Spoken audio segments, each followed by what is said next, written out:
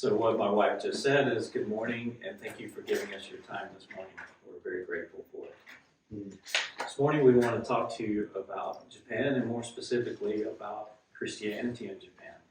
My name is Richard. This is Kazumi, my wife. We have partnered together with two organizations, Fellowship International Missions and our home and sending church, Anza Avenue Baptist Church there in California. So as we look at Japan today, I want you to look. The first chart here at the top, the orange and blue, is not so surprising. The orange is Christianity in America. The blue is the total population here in America. It's the bottom portion that I want you to take notice of. The blue, there are millions of people in Japan. Now on this graph, if you can actually see that orange line on the left, that is a full 1% of the population. In Japan, there is less than that 1% that claims to be Christian. Now with that claim is everything that the lost world will identify as Christian. So the true believers in Japan are far less than that tiny thin line there on the left of the screen. So I think that hopefully shows the important need for having true believers in Japan. To give you another example and kind of illustrate the status of Christianity in Japan, I want to share with you Kazumi's testimony. She was born and raised in Japan, and she was raised in a typical Japanese home. Her parents were not Christian, so they had the Buddhist Shinto faith that is just interwoven through the lifestyle there. Mm-hmm. It's not so much separate religions as it's the way they live, and it's what identifies them and separates them from other Asian nations. And so they hold very strongly to that. Well, as a young child, Kazumi kind of departed a little bit from traditional Japanese upbringing. She was able to attend church. And then through her childhood and teenage years, she was in and out of the church. One reason for that, as I mentioned, Buddhism and Shintoism are woven in the lifestyle there. So for Kazumi, she added a third element, Christianity. Now the problem is that she had no good Bible teaching, so she didn't really understand how to separate and cling to the truth. So she was living trying to be perfect. And in that striving for perfection, you can understand the discouragement that would rapidly come in. So because of that, throughout her childhood, she was in and out of church attendance and just struggled with the discouragement because of that. When in her early adult life, she was able to go to Canada through a special program they have between Canada and Japan. While she was there, somebody took the time to sit down and build a relationship with her. And the whole point of that relationship was to make sure she understood sin, God's holiness, and Christ's work on the cross. And when they did that, she really understood the dots connected, and that's when she became a believer. To help you understand the importance of relationship, I'm sure you guys have all seen videos and images of this on the internet.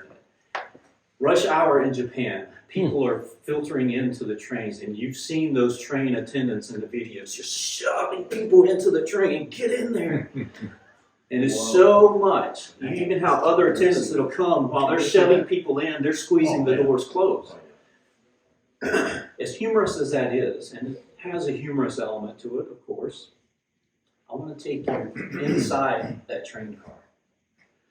That train car is so jam-packed with people, you can actually go to sleep standing up in the train car. And when you go to sleep, you understand your muscles relax. Your knees are going to buckle. They are so packed in there, they're just standing there sleeping. Now, inside that train car, here's my point. Nobody speaks. It is dead silent. If you could find an empty spot on the floor in that train, you could drop a pin. The reason nobody speaks, in part, there are other reasons, but the big part of it, they're all strangers. Nobody knows one another on that train. And in Japan, if you're a stranger, you don't talk to anybody. You can recognize the logical problem that that's going to present in society.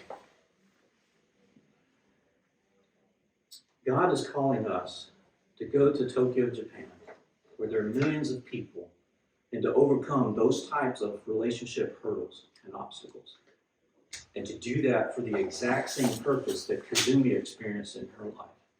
We're finding unique ways to break that wall of you're a stranger, I don't talk to you, and share the gospel of Christ with the Japanese people. Our mission is simple. It is to plant churches in Tokyo.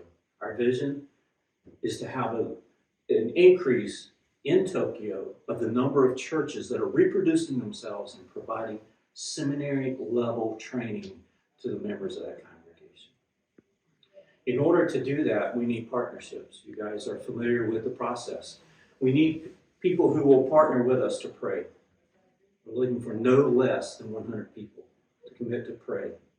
And I want to emphasize the partnership here, because if you commit to pray for us, that means we're committing to pray for you.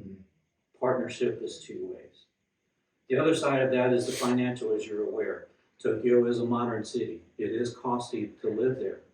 So we need financial supporters. And I want to stress to you, what we're looking for is not somebody to just fund out money each month. We want to build a relationship with those people. And we want to connect with you and partner with you to be co-laborers in the gospel of Christ. I know there are people in this room whom God has put on your heart. I want you to serve me in a different way. In your offering, I want you to give that to me in a different way than to your local church. Not pull away from your local church, but do something a little different. And I'm here looking to see if God is leading you to partner with us in taking the gospel to Japan. If you're interested in that, if you sense the Lord leading you that way, we'd love to sit down and talk with you. Here's our contact information. Arigatou gozaimasu. Thank you for your time this morning.